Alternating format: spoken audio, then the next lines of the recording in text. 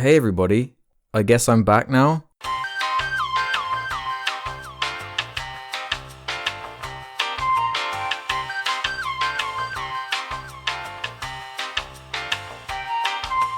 First off, let me just take a second to thank all of you, everyone who helped spread the word about this, even huge YouTubers, including some of my all-time idols that inspired me to make videos in the first place, like John Tron and Jim Sterling, so that was quite surreal for me. And then everyone who helped spread the word and support me, like Pyro, H3, Jax Films, Grade, Your Movie Sucks, iDubes, Chris Stuckman, Creeps McPasto, Leafy, Max Mofo, Boogie even made a really perfect video summarizing the situation. You got actual content creators like I Hate Everything, creating content for your platform, and they're getting screwed over by the copyright system, even though they're well within fair use, are getting screwed over by the abuse protection system, which is actually used to abuse YouTubers and get them banned! A bunch of different people have made videos, actually. Just thanks to every single one of you who's helped me here. I thank all of you personally, but I just can't, you know. You know who you are, and you've made all the difference, seriously. Apparently a whole bunch of people flagged one of his videos about an awful panda movie because it was inappropriate and maybe offensive, which is a fucking hilarious state of affairs because the only fucking offensive thing in that video was the movie itself.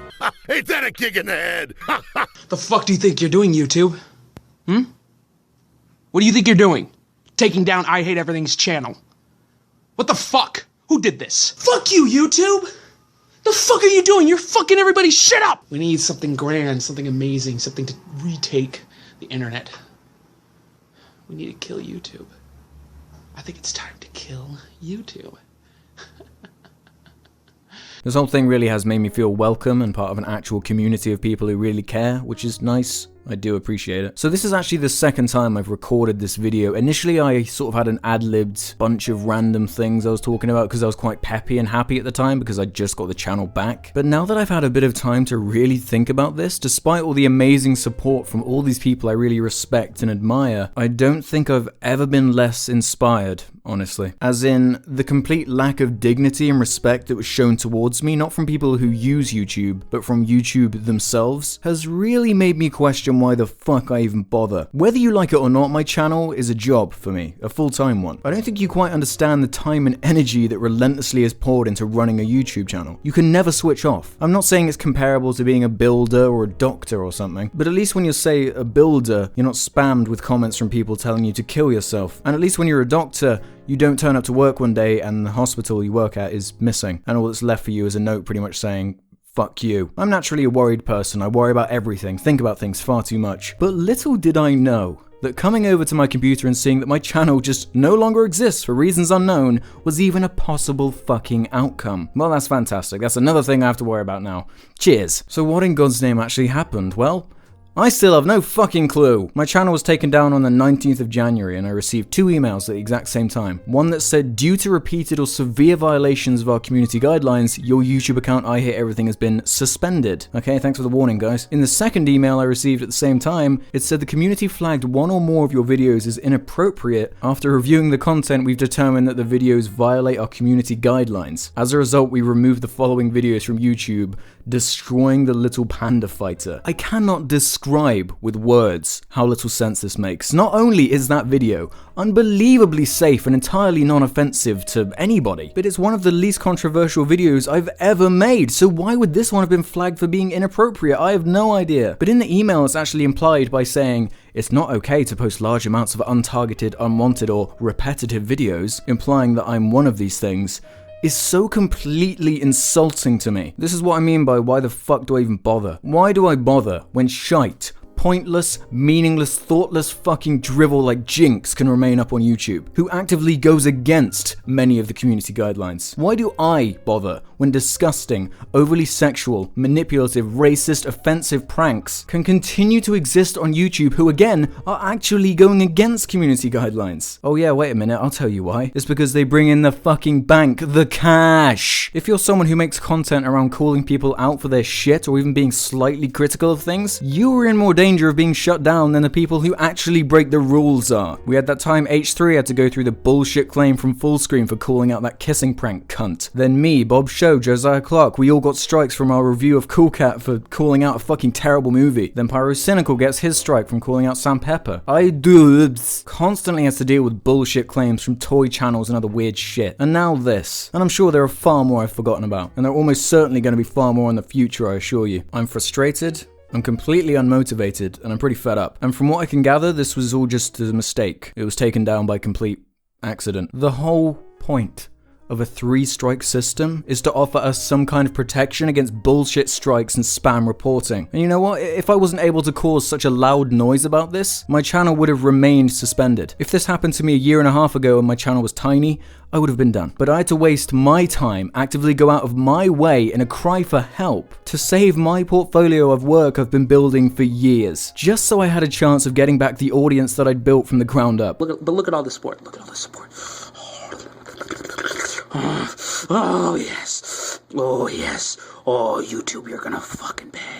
You're gonna learn today.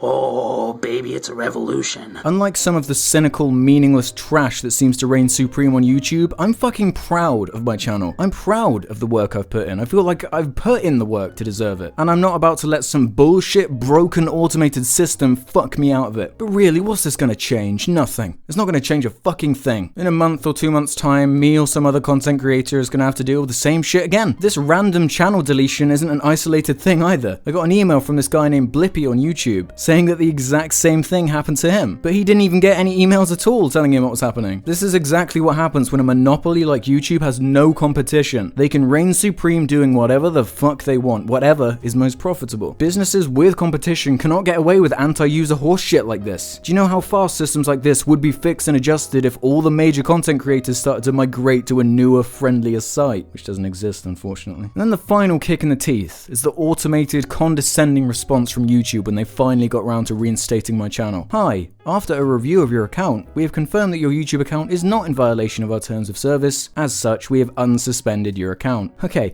forget apologizing for their fuck up. Forget even addressing me by name. Forget giving me the most basic explanation for what even happened. Forget compensating me for fucking me out of 24 hours of work and views, fucking me out of search results, fucking me out of recommended videos, stressing me out because of a mistake that doesn't even make any sense. Oh, I guess I'm not big enough as a channel to deserve an apology. I don't bring in enough cash to be considered valuable enough for the most minimal form of respect you could give me. I had to be the one to contact my network and get them to sort this out for me because YouTube gives you no way of being able to appeal it. And if I didn't do all that, I would have been fucked. Unless you know the right people, YouTube are virtually impossible to contact. I have to say it feels pretty fucking shitty, this whole guilty until proven innocent mentality that this website works by. You may be saying, why are you so angry? You got your channel back, everything's back to normal now. Well, it's not even about that. It doesn't even matter that it was me in particular. It's just kind of ironic and kind of laughable that it had to affect me of all people. Now people keep saying that I'm this figure that represents freedom of speech on YouTube because this shit keeps happening to me, so I have no choice but to be the one to get pissed off and speak out about it. Look, I'm gonna take a few days, okay? But this has completely fucked up my schedule anyway. I'll be talking about this more in detail on the Jarcast on Jar Media, so be there when that goes up. Yeah, so if anyone of power happens to see this, yeah, can you do something about this? Just a little bit fed up, honestly. Bit broken, bit shit, all of this. Get your act together, okay? Okay.